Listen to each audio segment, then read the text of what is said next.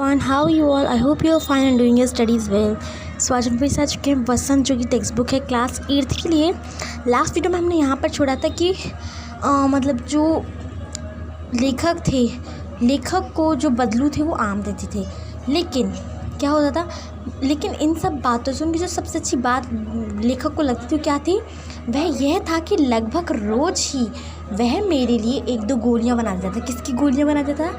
लाख, क्योंकि लाख बहुत चमकदार होता है, उसकी छोटी छोटी गोलियां होती हैं वो बहुत अच्छी लगती हैं।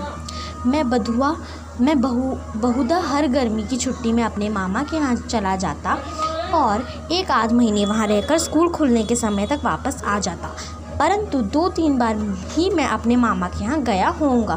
तभी मेरे पिता की एक दूर के शहर में बदली हो गई और एक लंबी अवधि तक मैं अपने मामा के गांव ना जा सका। क्या हुआ कि वो अपनी हर गर्मी की छुट्टी में अपने मामा के यहाँ जाते थे और जब स्कूल खुलने का समय होने वाला होता था तब वो वापस आ जाते थे, लेकिन वो 2-3 बार अपने जो मामा थे उनके गांव जा पाए, क्योंकि उनके जो पापा थे उनका कहीं दूर ट्रांसफ़र हो गया था, जो जहाँ वो जॉब करते थे वहाँ से ट्रांसफ़र हो गया था। तो मतलब बहुत टाइम के लिए, लंबी अवधि के लिए वो जा नहीं पाए। जब लगभग 8-10 वर्षों के बाद जब मैं वहाँ गया तो इतना बड़ा हो चुका था कि लाख की गोलियाँ में मेरी रुचि नहीं रह गई थी।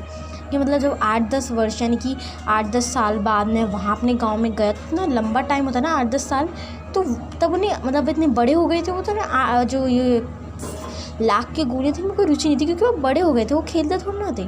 अतः गांव में होते हुए भी कई दिनों तक मुझे बदलू का ध्यान ना आया। गांव में था मैं, लेकिन मुझे फिर भी बदलू का ध्यान नहीं आया कि मैं किसी बदलू से भी मिलता था बचपन में। इस बीच मैंने देखा कि गांव में लगभग सभी स्त्रियां कांच की चूड़ियां पहने हैं। विरले के हाथों में मैंने लाख की चूड़ियां देखी। क्या मतलब गांव में सबने ही कांच की चूड़ियां पहनी थी, लेकिन विरले एक औरत होगी, उसने लाख की चूड़ियां पहनी थी। तब एक दिन सहसा मुझे बदलू का ध्यान हो गया। मतलब उसे बचपन की यादें कहाँ इतनी याद रहती हैं। अब मैं आपसे बोलूँ कि आपने बचपन में जब पहले दिन स्कूल गए थे आपने क्या खाया था, आपको ध्यान होगा? नहीं, तो उसी पे बदलू ऐसे ध्यान नहीं था सब कुछ। फिर उसे एक दिन अचानक से बदलू का ध्यान आया।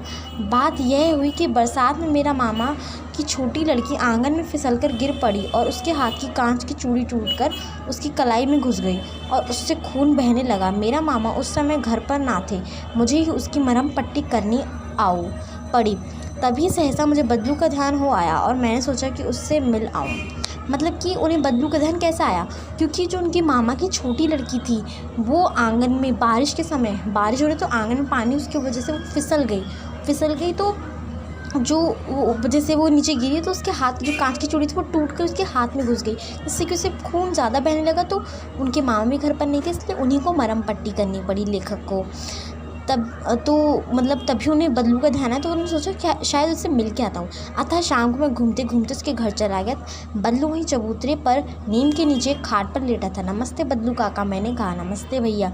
उसने मेरी नमस्ते का उत्तर दिया और उठकर खाट पर बैठ गया, परंतु उसने मुझे पहचाना नहीं और देर तक मेरी और निहारता रहा।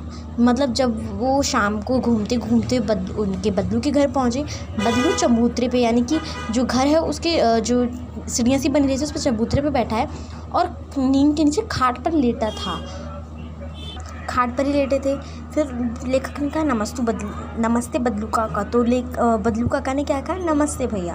उन्होंने नमस्ते का उत्तर तो दिया, लेकिन वो पहचान नहीं पाए। बहुत देर तक लेखक को देखते ही रहे। मैं हूँ जनार्दन काका, आपके पास से गोलियाँ बनवा कर ले जाता था। मैंने अपना परिचय दिया। मतलब कि लेखक ने बोला मैं हूँ जनार्दन, आपके पास गोलियाँ बनवा कर ले जाता था। तो उन्होंने अपना परिचय दिया लेखक ने। बदलू फिर भी चुप रहा। जैसे कि मतलब वो मानो अपनी स्मृति पाटल पर अतीत के चित्र उतार रहा हो। जैसे कि हम कोई हमें बात ध्यान आता है, हम उसके चित्र ध्यान करने जाते हैं, मेरी आँखों में फ़ोटो होती है उस चीज़ की। मेरे साथ भी ऐसा होता है जब मैं किसी चीज़ को